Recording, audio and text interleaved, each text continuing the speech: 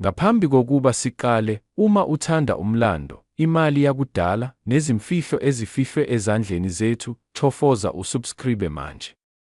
Le channel yakhelwe amadoda aqondayo ukuthi inani langempela alihlali limemeza, kwesinye isikhathi liyathula, lilinde lowo owaziyo ukubona.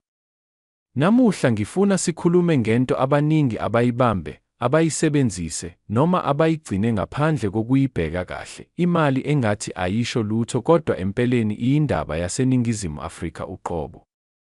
Imali ayigcini ngokukhokha isinkwa noma uphethiloli. Imali iyisibuko sesikhathi, ibonisa ukuthi izwe lalikuphi, lalicabangani, lalibhekene nani.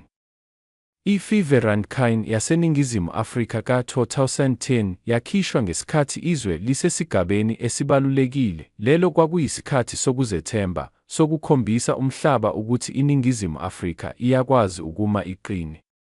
Kubantu abaneminyaka engaphezu kuka-50, le mali ayiyona nje icoin. Ibuyisela emuva ezikhathini zokusebenza kanzima, zokwakha imindeni, zokubona izinguquko ezinkulu kuleli. Le coin ayikhanyi ngokweqile. Ayizami ukuheha iso lomuntu osheshayo. Yenziwe ukuba iqine, ihlale isikhathi eside, njengamadoda ayeyisebenzisa. Isisindo sayo, umsindo wayo uma iwela esandleni, nokubukeka kwayo konke kukhuluma ngokuqina nokwethembeka. Akuyona imali yokudlala. Yimali yesikhathi sangempela. Uma uyibamba, uzwa sengathi ubambe ucezu lwesikhathi esedlule, hayi into elula, kodwa into eqinile. Inkinga enkulu ukuthi abantu abaningi bacabanga ukuthi inani lemali likhona kuphela ephehlweni noma ebhange. Bacabanga ukuthi into endala ayinandlela yokuba nenani elisha. Bathi yimali esiyisebenzisile, ingaba yinzani. Kodwa amadoda ahlakaniphile ayazi ukuthi umlando, isimo, nokugcinwa kahle kungashintsha yonke into. Akuzona zonke izinhlamvu zemali ezilinganayo. Kukhona umehluko omkhulu phakathi kweyagugile, eyonakele, naleyo egcinwe kahle. Inani lemali lihlala lifihliwe ezintweni ezintathu. Uma i-Viverantkine ka-2010 igcinwe kahle, ingakaze ihlanzwe ngendlela engalungile, ingagobi, ingabi nemihuzuko eminingi, isiqala ukukhuluma olunye ulimi. Amadoda amaningi aneminyaka engu-50 ayenolwazi lokugcina izinto. Lokho kuphela kungaba umehluko omkhulu. Ukuqoqa izinhlamvu zemali akuwona umdlalo.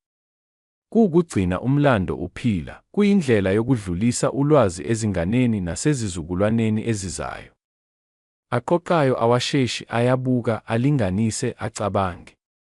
Futhi yilapho inani langempela livela khona.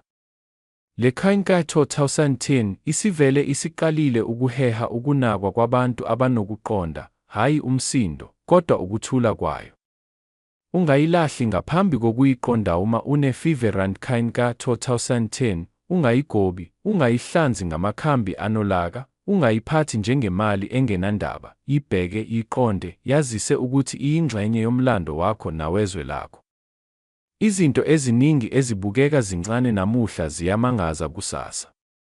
Manje ake sifike lapho abaningi bebeyilindile, ngokujwayelekile, i-2010 South Africa Viverantkine, uma iyimali ejwayelekile esike yasetshenziswa, inenani elincane kuphela, cishe amadola ambalwa noma ngaphansi, kuya ngesimo sayo.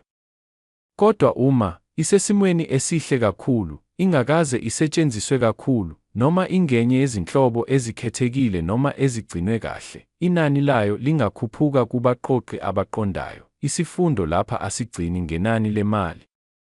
Isifundo ukuthi ulwazi lwenza umehluko. Uma uthande le video, ungakhohlwa ukubhalisa, subscribe, ngoba kwesinye isikhathi inani elikhulu lifihlekile ezintweni esizibuka nsuku zonke.